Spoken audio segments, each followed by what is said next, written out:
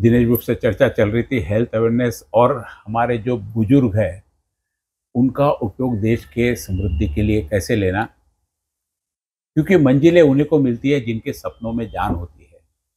पंखों से कुछ नहीं होता, हौसलों से उड़ान होती है। मैंने सबसे पहले कहा था कि हौसलों की उड़ान।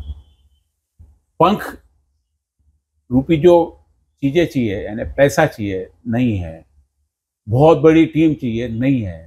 बहुत बड़े साधन चाहिए, नहीं है। लेकिन हौसले इतने हैं कि नई क्रिएटिविटी इस शहर को देनी, इस शहर के माध्यम से पूरे देश का नाम रोशन हो, ऐसी स्कीम देके पूरे देश में लागू करनी है।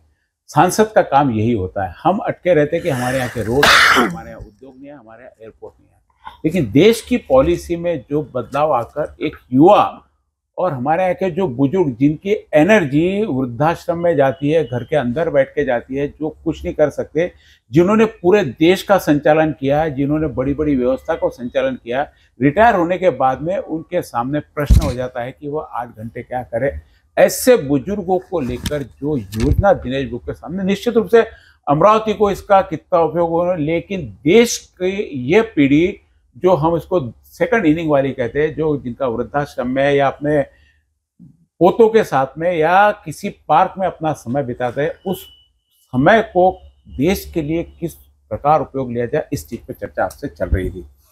क्या प्लान है और आगे? मैंने बहुत अच्छे ने कोई सही में, मैं आपसे जो चर्चा करना चाह रहा था कि कुछ क्रिएटिविटी नहीं दिखे, वो आपने बताया कि ये युवा की, तो चलो हर व्यक्ति युवा की बात करता है, आपने बुजुर्गों की बात की। ये युवाओं के लिए बुजुर्ग करेंगे। जी जी। बुजुर्ग लोग किसके लिए करेंगे? आने वाले युवाओं के लिए है ना। एक पुलिस कमिश्नर यदि रिटायर होकर बैठा है तो वो क्या देश के युवा के लिए कर सकता है? देखो, आपका लोक प्रतिनिधि एक्टर है तो वो जमात वो लाइन से बढ़ेंगे।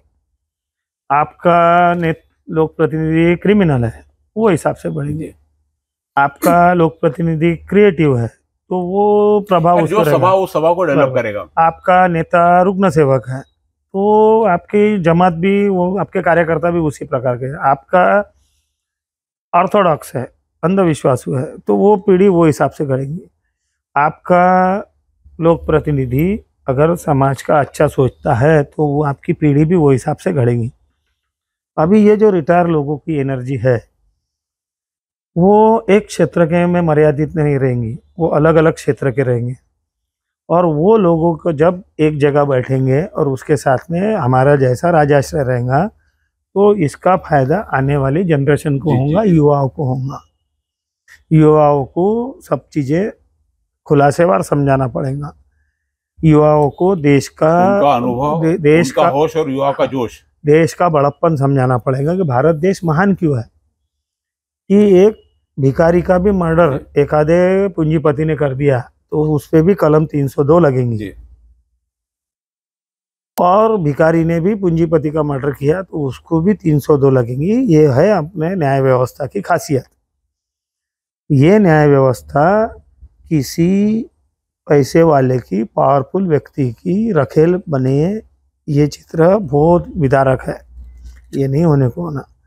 तो ये व्यवस्था सुधारने के लिए हमारी उम्मीदवारी तो है ही, लेकिन हमारे पास में क्रिएटिव प्रोग्राम्स है और इसके लिए हमारे किसी भी प्रोग्राम को संचालित करने के लिए बहुत कम पैसा लगेगा। ये जो रिटायर लोग हैं ये सब पेंशनर है जी। इनके पैसों के लिए इनको सोसाइटी में रिस्पेक्ट और इनके जो दिमाग में स्टोर, इनके पास में जो अनुभव का खजाना है वो सोसाइटी को कब मिलेगा? इनके साथ में खत्म हो जाएगा। वो जो अनुभव का खजाना है वो डिस्ट्रीब्यूट होगा युवाओं में। यह ऐसा प्लान, इसकी बैठक हो चुकी है। नाम के साथ में बोलता हूँ, रविंद्र सिंह यादव का नाम सुना आपने? राष्ट्रपति प्रतिभा देवी पाटिल के OSD थे। उनके साथ में किरण धोटे साहब है, रिटायर ACP, राजेंद्र सिंह राजपूत, राहुल ओगले, चंद्रकांत गुड़ेवार, मेरे साथ में जो लोगों ने काम किया है सब लोगों ने ये चीज़ को अप्रिशिएट किया। आम्हाला का सुचलं नहीं, ऐसा उनका बोलना था। उसका नाम दिया हमने ऋण निर्देश। ऋण निर्देश बोले तो सोसाइटी ने हमारे को बहुत अच्छे पदों पर काम करने का मौका दिया। कुदरत ने हमारे को हट्टा कट्टा शरीर और अच्छी शाबुत बुद्धि दी। हम वो सोसाइटी से जो प्राप्त पैसे है उसके भरोसे पे हमारे परिवार का चरितार्थ चला के आज हमारे बच्चे लाइन सीर है और हम भी अच्छा रिटायरमेंट की लाइफ जी रहे हैं। अब हमारे को सोसाइटी का ऋण चुकाने का मौका आया है, इसलिए उसका संकल्पना का नाम है ऋण निर्देश। अब सोसाइटी का कर्जा उतारने के लिए ये सब लोग तैयार है। जो समाज ने हमको दिया है वो हाँ, समाज को और ये वापस हमारा देना है। अमरावती का जो मॉडल है ये आगे चल के पूरे देश में काम करेगा। अगर मुझे मौका मिला तो, नहीं मौका मिला तो अमरावती लेवल पे तो ये काम होगा ही होगा। तो रोजगार और किसानों के लिए कुछ तो हमको सोचना पड़ेगा, सिर्फ सामाजिक कार्य से देश कैसे चलेगा। रोजगार और किसानों के लिए जब ये सब लोग हैं तो इसमें एग्रीकल्चर डिपार्टमेंट के भी रिटायर ऑफिसर रहेंगे, पशु संवर्धन विभाग के भी रिटायर लोग रहेंगे, तो वो उस क्षेत्र में जाके अपना हाँ, अनुभव ये सब चीजें अब ये देश के कल्याण के लिए क्या करने का। अपन ने बताना कि मैं किसानों के लिए कर दूं, बजाय ये अनुभव लोगों से कि क्या करना किसानों के लिए। किसानों के लिए उनका जो दाम लगे हुए है उपज फसल बनाने के लिए, उसके ऊपर 50% प्रॉफिट ये काउंट करके देश की पॉलिसी होने को ना, इसके लिए संसद में आवाज उठेंगी। लागत मूल्य पे 50% होने को होना। अभी किसान घाटे में है इसलिए आत्महत्या हो रही है। किसानों की आत्महत्या रोकने के लिए हमने ढिंडोरा पीट के प्रोग्राम नहीं किए, हमने क्या क्या प्रोग्राम चलाया किसानों की आत्महत्या रोकने के लिए, काफ़ी हद तक उसमें सक्सेस भी रहे। कितने किसानों को हम कहाँ कहाँ से कर्जा देते हैं, कितने लोगों को बाहर निकालते हैं, आज तक का किसी ने बता देना कि दिनेश बुब के संपर्क में आया हुआ किसान ने आत्महत्या की।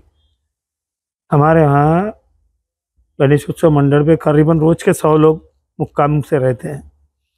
वो जगह ही इसलिए बनाया कि तुम्हारा कुछ बैलेंस बिगड़ा हुआ है तो आप वहाँ आ जाओ, वहाँ आपको काउंसिलिंग के साथ में सभी चीज़ें मिलेंगी, आर्थिक मदद भी मिलेंगी। जो गांव का है वहाँ का हमारा यूनिट है, सोशल यूनिट, वो वहाँ पे मदद करता है। ये निरंतर चलने वाला काम है। रोज की अगर खबर बनाते जाओ तो आपके चैनल को दूसरा काम बताने का मौका ही नहीं आएगा, सब हमारे को बताना पड़ेगा। तो लोगों के लिए हमने आपको छोड़ दिया है।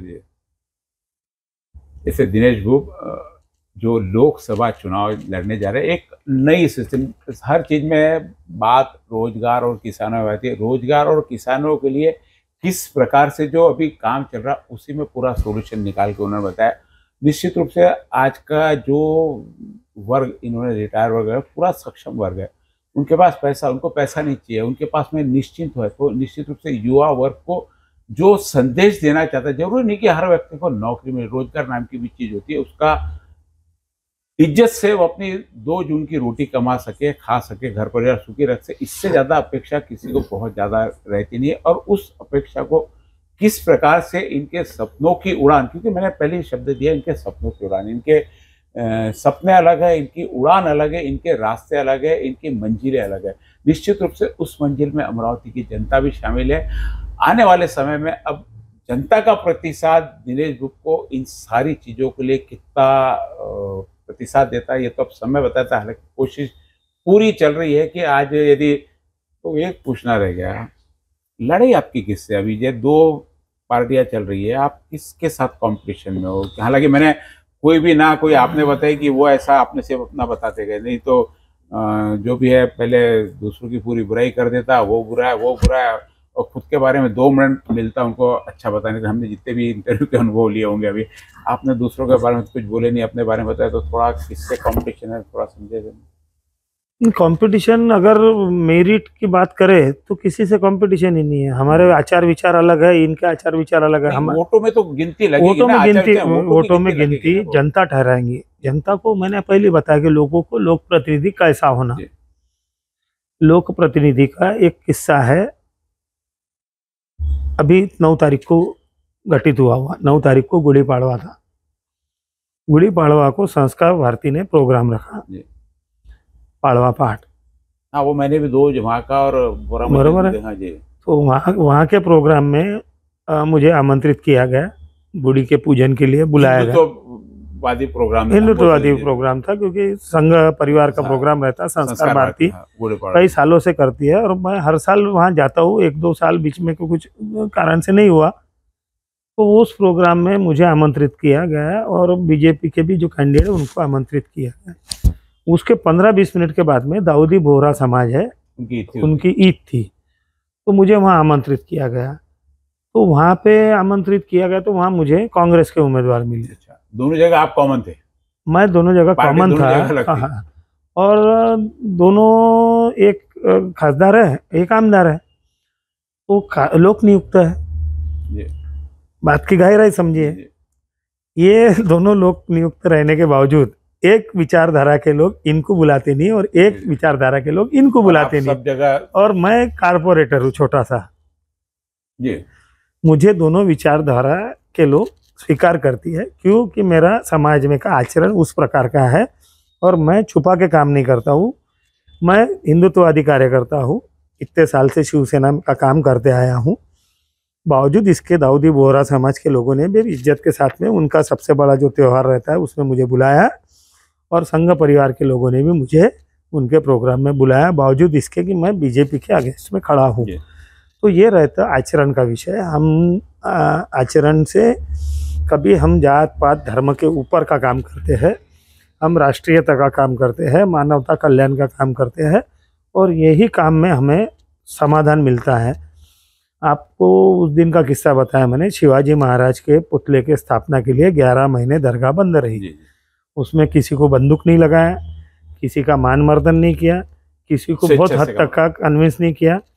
वहाँ शब्द डाला कि भैया ऐसा ऐसा काम है, ऐसा ऐसा करना पड़ेगा, तो एक पैर पे वो तैयार हो गए। तो ये हमारा हिंदुत्व है और इसी प्रकार से हम काम करना चाहेंगे और इसी काम में हमको आनंद आता है। बस वही मैं पूछा था, आपका हिंदुत्व कैसा, आपने हिंदुत्व की अपनी परिभाषा बता दी। हिंदुस्तान में रहना और मानवीयता के साथ में जो चले वो हिंदुत्व।